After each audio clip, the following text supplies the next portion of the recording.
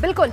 UP और उत्तराखंड में अब चुनाव में ज्यादा दिन नहीं बचे हैं। ऐसे में यहाँ की हर सियासी खबर से हम आपको रूबरू करवाएंगे। इसके अलावा और क्या कुछ उत्तर प्रदेश और उत्तराखंड में खास रहने वाला है, ये भी हम आपको बताएंगे। चलिए शुरू करते हैं हमारा खास बुलेटिन गंगा सवेरा विजय तिलक के साथ।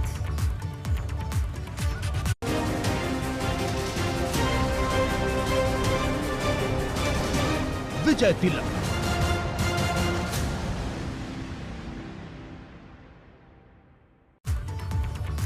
तो राजेंद्र, गंगा सवेरा में सबसे पहले उत्तराखंड में मचे घमासान की भूचाल की बात कर लेते हैं। उत्तराखंड में एक बार फिर सियासी उठापटक देखने को मिल रही है। जी हां, धामी कैबिनेट का हिस्सा रहे मंत्री हरक सिंह रावत पर बहुत बड़ी कार्रवाई की गई है। हरक सिंह रावत को मुख्यमंत्री पुष्कर सिंह धामी ने मंत्रिमंडल से बर्खास्त कर दिया है। बताया जा रहा है कि कांग्रेस नेताओं से हरक सिंह रावत ने मुलाकात की थी, जिसके बाद से उन पर यह कार्रवाई हुई है। और तो और हरक सिंह रावत को भाजपा की प्राथमिक सदस्यता से 6 साल के लिए निष्कासित कर दिया गया है। अब आप ये समझ सकते हैं कि हरक सिंह रावत से भाजपा की नाराजगी किस कदर हो चुकी है।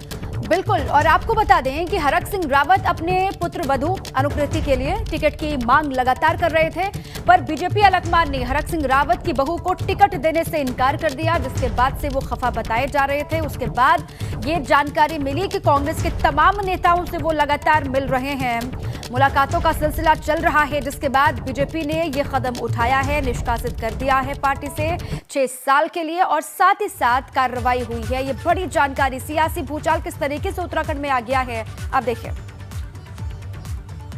तो अभी दिल्ली में ही है हरक सिंह रावत, आज अपनी बहू के साथ कांग्रेस में शामिल हो सकते हैं, ऐसी खबर है। हरक के कांग्रेस में शामिल होने की कोई आधिकारिक पुष्टि नहीं है और उनके अगले कदम पर सबकी निगाहें, सबकी नजरें टिकी हुई हैं। लेकिन ये बड़ा एक सियासी एक एक्शन हुआ कल, जब हरक सिंह रावत को न सिर्फ मंत्रिमंडल से बर्खास्त किया गया, बल्कि भाजपा की प्राथमिक सदस्यता से 6 सालों के लिए निष्कासित कर दिया गया। और ये खबर लगातार हम आपको बता रहे थे कि लैंसडाउन से वो टिकट मांग रहे थे अपनी बहू अनुकृति गोसाई के लिए, और इस पे एक रार चल रही थी। और पार्टी के जो सिटिंग एमएलए हैं, उन्होंने भी पार्टी छोड़ने की तैयारी कर ली थी। बहुत कुछ घटा, अमित शाह से बात तक हुई, लेकिन फिर आखिर में ये एक्शन ले लिया गया। दीपा। बिल्कुल, और दिलीप रावत जो सिटिंग एमएलए हैं राजेंद्र लैंसडाउन से, वो बार बार ये कहते रहे कि अगर हरक सिंह रावत की बहू को टिकट दिया जाता है तो उनके पास भी ऑप्शन बहुत सारे हैं, वो भी ऑप्शन की तलाश में है। अब देखिए इसको लेकर आगे क्या होता है, अगला कदम क्या होगा हरक सिंह रावत का, इस पर भी लगातार नजर है। सवाल तो उठेंगे ही। देखिए, अगर कांग्रेस में हरक सिंह जाते हैं तो क्या वहां पर मन माफिक उनको दिया जाता है, जिसकी वो लगातार मांग भी कर रहे हैं। क्या हरक सिंह, कांग्रेस सिर्फ हरक सिंह को टिकट देगी, ये भी कहा जा रहा है, या फिर उनकी पुत्रवधू को भी मैदान में उतारा जाएगा कांग्रेस की तरफ से, अगर वो कांग्रेस में जाते हैं तो। और साथ ही साथ कई सारे सवाल हैं जो खड़े हो रहे हैं। अगर कांग्रेस में हरक की बात नहीं बनी तो क्या होगा, ये एक सबसे दिलचस्प सवाल। चूंकि कोई आधिकारिक पुष्टि नहीं है हरक सिंह रावत के कांग्रेस ज्वाइन करने की, आज चर्चाएं जरूर हैं, लेकिन इसकी कोई आधिकारिक पुष्टि नहीं है। अगर वो कांग्रेस में जाते हैं तो फिर किन शर्तों पे जाएंगे? अगर उनकी शर्तें जो भाजपा के साथ रही हैं वही कांग्रेस आला कमान के सामने रहें, या कांग्रेस के जो इस वक्त चुनावी कैंपेन के प्रमुख हैं हरीश रावत, उनके सामने रहें, जो कि रार की बात हम सब लोग जानते हैं, तो फिर क्या कांग्रेस उन्हें अपने वहां जगह देगी? ये भी बड़ा सवाल है। तो बहुत दिलचस्प ये सब कुछ हो चला है इस एक्शन के बाद, जिसमें उन्हें कैबिनेट से बर्खास्त कर दिया गया और भारतीय जनता पार्टी की प्राथमिक सदस्यता से 6 सालों के लिए बर्खास्त किया गया, निष्कासित किया गया। ये सियासी सफर हमने आपकी स्क्रीन पर रखा है। 2002 में लैंसडाउन से ही विधायक बने, 2007 में विधानसभा में नेता विपक्ष बने, इसके बाद 2012 में उत्तराखंड सरकार में कैबिनेट मंत्री बने। बिल्कुल, और जैसे ही कल हरक सिंह रावत को बर्खास्त करने की खबर आई राजेंद्र, तो एबीपी गंगा से तमाम दिग्गजों ने बातचीत की, उत्तराखंड के तमाम बड़े लीडर से हमने बातचीत की, बीजेपी के भी, कांग्रेस के भी। कांग्रेस वालों ने कहा कि ये उनका अंदरूनी मसला है, लेकिन बीजेपी वालों ने ये कहा कि महत्वाकांक्षाएं लगातार बढ़ रही हैं हरक सिंह रावत की, जो पार्टी के लिए ठीक नहीं है, और सिर्फ उनके कहने भर से उनको जो वो चाह रहे हैं वो दिया नहीं जाएगा। जो पार्टी के लिए सही होगा उस पर फैसला आगे लिया जाएगा। अब हरक सिंह रावत का क्या होगा, भविष्य कहां पर वो तलाशते हैं, ये भी कहा जा रहा है। खबरें ये भी आ रही हैं कि तीसरे विकल्प के बारे में वो सोच रहे हैं। अभी तक तो खबरें ये थी कि कांग्रेस में वो जा सकते हैं, लेकिन बीच में खबर ये भी निकल करके सामने आई कि तीसरे विकल्प के बारे में भी हरक सिंह रावत सोच रहे हैं। और वही हरक सिंह रावत की बर्खास्तगी के बाद बद्रीनाथ से भाजपा विधायक महेंद्र दत्त का ट्वीट सामने आया है और उसमें उन्होंने लिखा है, जो लिखा है हम आपकी स्क्रीन पर रखने जा रहे हैं। ये रहा, हरक सिंह रावत भाजपा से बर्खास्त हुए, मंत्रिमंडल से भी बर्खास्त, देर से ही सही अच्छा निर्णय। ये महेंद्र भट्ट का ट्वीट, देर से ही सही लेकिन उन्होंने इसे अच्छा निर्णय बताया है।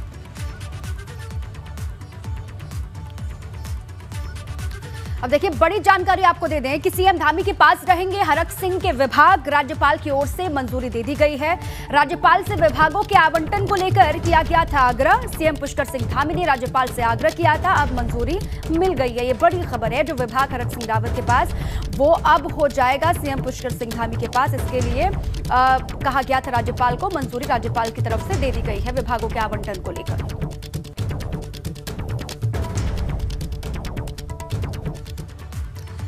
आगे बढ़ते हैं। यूपी में होने वाले विधानसभा चुनाव को लेकर भाजपा पूरी तरीके से एक्शन मोड में दिखाई दे रही है। लगातार बैठकें ताबड़तोड़ हो रही है। उम्मीदवारों को लेकर मंथन का दौर भी लगातार जारी है। भाजपा पूरे जोर शोर से इस चुनाव में जीत की कोशिश में लगी हुई है। और इन्हीं कोशिशों के क्रम में आज दिल्ली में फिर से भाजपा का मंथन होने जा रहा है।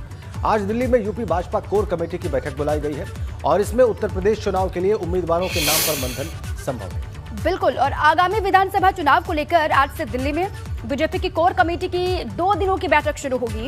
इस बैठक में गृह मंत्री अमित शाह, राष्ट्रीय अध्यक्ष जेपी नड्डा की मौजूदगी होगी। इस बैठक में मुख्यमंत्री योगी आदित्यनाथ, डिप्टी सीएम केशव प्रसाद मौर्य, दिनेश शर्मा, प्रदेश अध्यक्ष स्वतंत्र देव सिंह, ये सभी शामिल होंगे। और इस बैठक में जो कुछ निकल कर आता है, सबकी निगाहें इसी पर टिकी हैं। बिल्कुल, तो 2 दिनों तक ये बैठक होनी है। क्या कुछ होता है चुनावों को लेकर अलग अलग राज्यों में, खासतौर से यूपी को लेकर ये बैठक होनी है दिल्ली में, इस पर लगातार नजरें होंगी।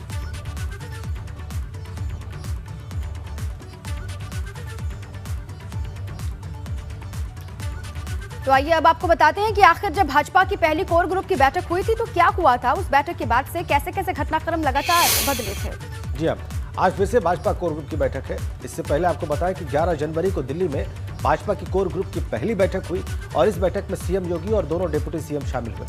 महामंत्री संगठन सुनील बंसल के अलावा कुछ और नेता भी इस बैठक में मौजूद रहे। पहले और दूसरे चरण के लिए उम्मीदवारों का चयन हुआ और अमित शाह ने नेताओं को लेकर रिपोर्ट भी ली। 12 जनवरी को भी भाजपा कोर ग्रुप की बैठक जारी रही। लगातार उम्मीदवारों को लेकर मंथन होता रहा और उसके बाद 13 जनवरी भाजपा की केंद्रीय चुनाव समिति की बैठक हुई। पीएम मोदी भी चुनाव समिति की इस बैठक में शामिल हुए। पहले 2 फेज के उम्मीदवारों के नाम फाइनल किए गए। तो 15 जनवरी को भाजपा की पहली लिस्ट जारी हुई है और भाजपा ने 107 प्रत्याशियों की पहली लिस्ट जारी कर दी है। इसमें 83 सिटिंग एमएलए में से 63 को टिकट मिला है। 20 सिटिंग एमएलए का टिकट काट दिया गया है और 21 नए चेहरों पर दांव लगाया गया है। 107 प्रत्याशियों की पहली लिस्ट 15 जनवरी को भारतीय जनता पार्टी ने जारी की। आगे बढ़ते हैं। एक तरफ दिल्ली में भाजपा आज उम्मीदवारों के नाम को लेकर मंथन करेगी, वहीं दूसरी तरफ भाजपा अपने साथी दलों के साथ भी कदम ताल मजबूत कर रही है। और खबर है कि संजय निषाद आज दिल्ली आ रहे हैं। कहा यह जा रहा है कि आज भाजपा के साथ गठबंधन पर संजय निषाद की फाइनल बात होगी और इस पर मुहर लगने की संभावना है। बिल्कुल, और आज संजय निषाद जब दिल्ली आ रहे हैं तो ऐसे में उनकी मुलाकात केंद्रीय गृह मंत्री अमित शाह और बीजेपी के प्रदेश चुनाव प्रभारी धर्मेंद्र प्रधान से भी होगी, ऐसी खबरें हैं। वहीं इससे पहले एक इंटरव्यू में संजय निषाद ने कहा है कि उत्तर प्रदेश में भाजपा के साथ गठबंधन में निषाद पार्टी 15 विधानसभा सीटों पर चुनाव लड़ेगी। 15 विधानसभा सीटों पर चुनाव लड़ने की खबर है भाजपा के साथ गठबंधन में निषाद पार्टी के। अब आइए आपको बताते हैं कि आखिर निषाद पार्टी से भाजपा क्यों गठबंधन कर रही है। यूपी में निषाद वोट बैंक की ताकत कितनी है, ये भी आपको जानना चाहिए। यूपी में निषाद वोट बैंक, निषाद, केवट, मल्ला वोट मिलकर करीब 5% हो जाते हैं और करीब 60 विधानसभा सीटों पर निर्णायक भूमिका में ये वोटर्स हैं। देखिए, गोरखपुर, गाजीपुर, बलिया, संत कबीर नगर में निषाद वोटर बेहद प्रभावी हैं, अहम है। और इसके अलावा मऊ, मिर्जापुर, भदोही, वाराणसी, प्रयागराज में निषाद वोटर अहम माने जाते हैं। फतेहपुर, हमीरपुर की सीटों पर भी निषाद वोटर बेहद महत्वपूर्ण माने जाते हैं। बिल्कुल, और आपको निषाद पार्टी का इतिहास भी बता देते हैं। निषाद पार्टी के बारे में आपको बताएं कि साल 2013 में संजय निषाद ने पार्टी बनाई। मल्ला समुदाय की 553 उपजातियों को एक मंच पर लाने की कोशिश थी। 2017 में पीस पार्टी के साथ गठबंधन हुआ, 72 सीटों पर चुनाव लड़ा गया। 2017 में निषाद पार्टी की सिर्फ 1 सीट पर जीत हुई। ज्ञानपुर सीट से विजय मिश्रा विधायक चुने गए। 2017 चुनाव में 5,40,000 से ज्यादा वोट मिले। 2017 में संजय निषाद गोरखपुर ग्रामीण सीट से चुनाव हार गए। 2018 में गोरखपुर लोकसभा चुनाव में सपा से उनका गठबंधन हुआ और सपा के सिंबल पर, सपा के चुनाव चिन्ह पर संजय निषाद के बेटे प्रवीण निषाद उम्मीदवार बने। 2018 लोकसभा उपचुनाव में गोरखपुर में भाजपा प्रत्याशी को हराया गया और फिर 2019 में लोकसभा चुनाव से पहले एनडीए में शामिल भाजपा के टिकट पर प्रवीण निषाद संत कबीरनगर से जीते। अब आगे बढ़ते हैं, बात करते हैं यूपी में बढ़ते कोरोना मामलों की और उस पर सीएम योगी के एक्शन की। जी हां, यूपी में कोरोना का कहर लगातार बढ़ रहा है। लखनऊ से लेकर के नोएडा तक रोज कोरोना के नए मरीजों की संख्या बड़ी तादाद में आ रही है। स्थिति का अंदाजा इसी बात से लगाइए कि प्रदेश में कोरोना के एक्टिव केसेस 1 लाख के पार हो चुके हैं। हालांकि मुख्यमंत्री योगी भी कोरोना के बढ़ते मामलों पर निगाह रखे हुए हैं। वो लगातार जिलों के दौरे भी कर रहे हैं और इसी क्रम में आज वो गाजियाबाद पहुंच रहे हैं। गाजियाबाद में सीएम योगी संतोष हॉस्पिटल का निरीक्षण करने वाले हैं, ये जानकारी है। सीएम योगी आदित्यनाथ आज दोपहर 1 बजे अस्पताल पहुंचेंगे और देखेंगे वहां। और वहीं मुख्यमंत्री योगी अस्पताल में कोरोना को लेकर किए गए इंतजाम भी देखेंगे। इसके अलावा वो प्रेस कॉन्फ्रेंस भी करेंगे। और आपको बताएं कि गाजियाबाद में कोरोना के मामले 11,000 के पार जा पहुंचे हैं और अब स्थिति पर नजर रखना बहुत आवश्यक हो चला है। और ऐसा नहीं है कि सिर्फ आज ही सीएम निरीक्षण पर निकल रहे हैं, बल्कि इससे पहले भी वो कई अस्पतालों का दौरा कर चुके हैं। आपको 4 तस्वीरें हम दिखाने जा रहे हैं जहां जहां अभी तक सीएम योगी पहुंचे। पहली तस्वीर 3 जनवरी की है, जब मुख्यमंत्री योगी वैक्सीनेशन का निरीक्षण करने लखनऊ के एक अस्पताल पहुंचे। वहां पर उन्होंने वैक्सीनेशन के साथ साथ अस्पताल में कोरोना को लेकर तैयारी देखी थी। और इसके अलावा राजेंद्र, सीएम योगी 10 जनवरी को लखनऊ के इंटीग्रेटेड कंट्रोल कमांड सेंटर पहुंचे थे। यहां उन्होंने निरीक्षण भी किया था। इसके साथ ही सीएम योगी 15 जनवरी को गोरखपुर गए हुए थे। यहां उन्होंने बीआरडी मेडिकल कॉलेज पहुंच करके इंतजामों के बारे में जानकारी ली थी। और आखिरी तस्वीर बीते कल की है, जब सीएम योगी लखनऊ के केजीएमयू अस्पताल पहुंचे थे। वहां पर स्थितियों का जायजा लेने 4 तस्वीरें आपकी स्क्रीन पर। 3 जनवरी से 16 जनवरी तक अलग अलग अस्पतालों में, शहरों में जाकर कैसे मुख्यमंत्री ने कोरोना से जो जंग चल रही है तीसरी लहर में, उसको देखा, समझा, उसका निरीक्षण किया। और अब हम बात करेंगे गाजियाबाद की स्थिति पर। हमारे संवाददाता शक्ति सिंह इस वक्त हमारे साथ गाजियाबाद से जुड़ गए। शक्ति, 11,000 मामले गाजियाबाद में हैं और मुख्यमंत्री आज पहुंच रहे हैं, तो गाजियाबाद में स्थितियां आप क्या देख रहे हैं और मुख्यमंत्री जिस अस्पताल में जाने वाले हैं वहां पर क्या स्थितियां?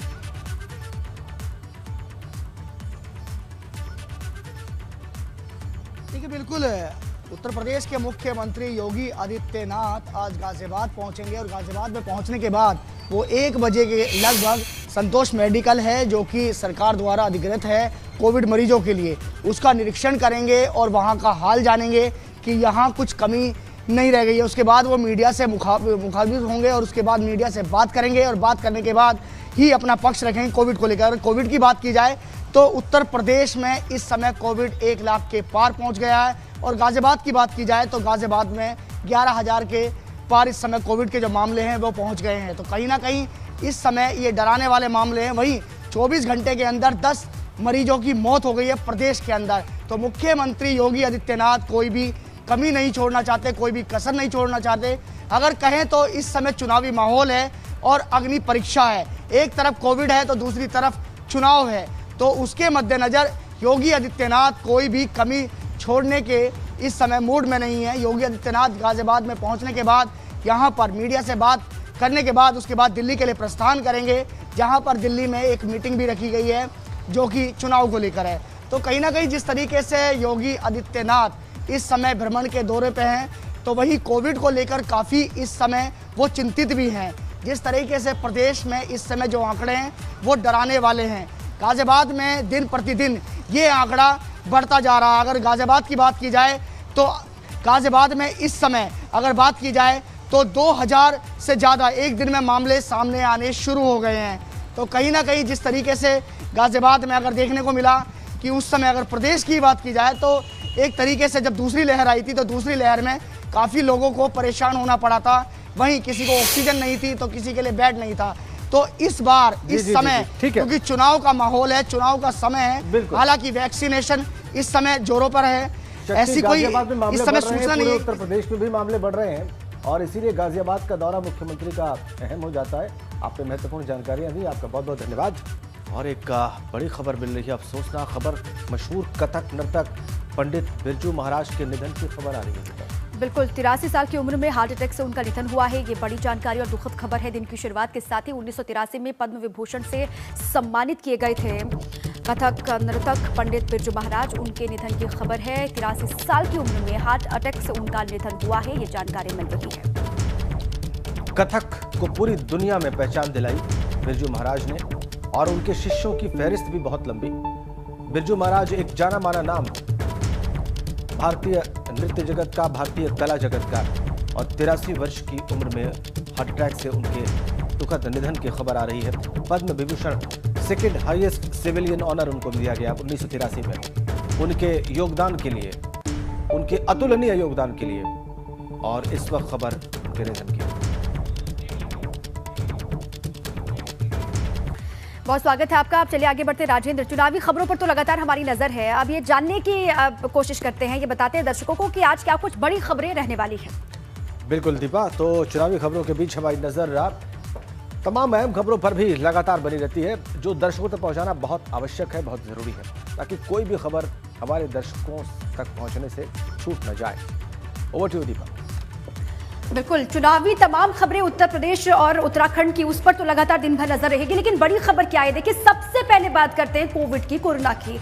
यूपी में कोरोना का कहर लगातार बढ़ रहा है। बीते 24 घंटे में कोरोना के 17,185 नए केस सामने आए हैं, और अब प्रदेश में कोरोना के जो एक्टिव केसों की संख्या है वो 1 लाख के पार पहुंच गई है। ये बहुत बड़ी चिंता वाली खबर है। प्रदेश में 24 घंटे में 8,802 लोग इलाज के बाद रिकवर होकर के घर वापस लौटे हैं, और प्रदेश में कल 2,57,694 सैंपल्स की जांच हुई है। अब बात कर लेते हैं प्रयागराज की। प्रयागराज में कोरोना के बढ़ते संक्रमण को देखते हुए इलाहाबाद हाईकोर्ट ने गाइडलाइन जारी की है। जिला अदालतों, ट्रिब्यूनल के लिए गाइडलाइन जारी की गई है। सभी जिलों के लिए हाईकोर्ट ने आदेश दिया है कि 50% न्यायिक अधिकारी ही रोटेशन बेसिस पर कोर्ट आएंगे। सिर्फ 50% न्यायिक अधिकारी ही कोर्ट पहुंच पाएंगे रोटेशन बेसिस पर। देखिए, पहली खबर तो कोविड को लेकर है। उत्तर प्रदेश में क्या हालात बने हुए हैं, इससे सभी को सचेत होने की आवश्यकता है। और दूसरी, इलाहाबाद हाईकोर्ट ने क्या कहा, इसको लेकर भी लगातार हमारी नजर बनी रहेगी। राजेंद्र। बिल्कुल दीपा, तो जिस तरह से उत्तर प्रदेश में कोरोना का कहर बढ़ता जा रहा है, वो अपने आप में चिंता की बात है। लोगों को सतर्क रहने की आवश्यकता है, सावधान रहने की आवश्यकता है, कोरोना नियमों के पालन की जरूरत है, और थोड़ी सी भी असावधानी किसी बड़े खतरे को बुलावा दे सकती है। हालांकि सरकार गंभीर है, लेकिन लोगों को खुद भी जागरूक होना ही पड़ेगा। तो दीपा, आपको ये तमाम बड़ी खबरें बताकर वापस आ चुकी हैं। बिल्कुल, अब ये तो बात कोरोना की हमने की, और लगातार आपसे ये अपील भी हम कर रहे हैं, गुजारिश ये कर रहे हैं कि आप अपनों का बहुत ख्याल रखिए कोविड के इस दौर में। आगे बढ़ते हैं, चुनाव की बात कर लेते हैं। विधानसभा चुनाव में सियासी दलों के समर्थन को लेकर दोनों टिकैत भाइयों के सुर अलग अलग सुनाई दे रहे हैं। जी हां, भारतीय किसान यूनियन अध्यक्ष नरेश टिकैत ने मुजफ्फरनगर में जहां एसपी राष्ट्रीय लोकदल गठबंधन के समर्थन का ऐलान किया है, वहीं प्रयागराज पहुंचे राकेश टिकैत ने किसी भी पार्टी को समर्थन देने से इनकार किया है। भाई, आप लोगों की परीक्षा की घड़ी इस गठबंधन तक बगल जो कोई भी जाओ उसे उषा मंदरामन जो कुछ भी तरीका अपनाना हो, रिक्वेस्ट का यह, और तो कुछ नहीं होता। और तरीका तो कुछ नहीं होता। सब अच्छा व्यवहार सारे को काम आवे, और बड़े अच्छे तरीके से सब मनाने की बात है, और इस गठबंधन को सफल बनाओ। जय हिंद, जय भारत। तो कहीं से नहीं, हम तो सड़क का चुनाव लड़ेंगे, जनता का चुनाव हम तो लड़ रहे। पार्टी का मंच नहीं, हम किसी का नहीं करेंगे, किसी को समर्थन नहीं, हमारा कोई समर्थन नहीं। हमारे वहाँ पर सब लोग आते हैं, हमारा सबको आशीर्वाद है। जाओ अपना शांतिपूर्ण तरीके से चुनाव लड़ो। वजह से 13 महीने आंदोलन करना पड़ा, उनको तो आशीर्वाद नहीं ही देंगे। अब ये कह रहे कि जो भी आओगा, हम उसे कह रहे कि शांतिपूर्ण तरीके से अपना चुनाव लड़ो। किसको कह देंगे अगर वो घर पर दरवाजे पर आ गया तो उसे कहेंगे कि नहीं तुम यहाँ मत आओ भाई, तू जा। तो जो आ रहा अपना प्रसादाचक, उसके लिए लंगर भंडारे लगे हुए हैं घर पे, अपना खाओ ले और अपना शांति से अपना चुनाव लड़ो, ये कहते हैं। तो दोनों भाइयों के अलग अलग बयानात आपने सुने चुनाव को लेकर। और चलिए अब शुरू करते हैं धुआंधार 22। सहारनपुर पहुंचे धर्म सिंह सैनी चुनाव की तैयारी में जुटे। एबीपी गंगा से बातचीत में बोले, 5 साल तक भाजपा ने पिछड़ों के लिए कोई काम नहीं किया।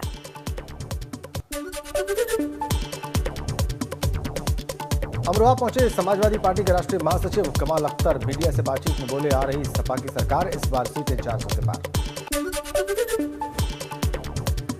संत कबीरनगर में सपा नेता जयराम पांडे कर रहे नियमों का उल्लंघन। कई गाड़ियों पर लगाया पार्टी का पोस्टर। आचार संहिता के खुलेआम उड़ा रहे धज्जियां। कोरोना नियमों का भी जयराम को नहीं है कोई ख्याल। कानपुर में चुनाव के चलते कानपुर कमिश्नरेट पुलिस का कार चेकिंग अभियान जारी। पुलिस ने भाजपा छोड़ सपा में शामिल विधायक भगवती प्रसाद सागर की कार को रोका, तलाशी ली।